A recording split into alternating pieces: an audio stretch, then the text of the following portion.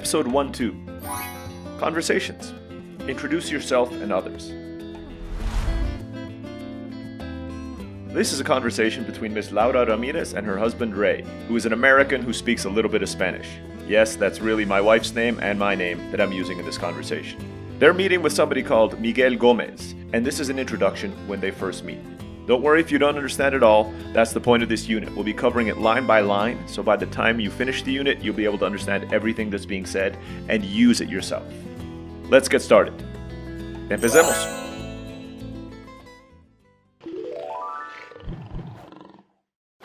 Buenos días, señor Gómez. Mi nombre es Laura Ramírez.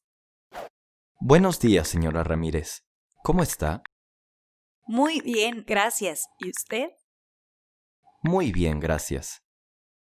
Le presento a mi esposo Raymond Blakney. Mucho gusto, señor Blakney.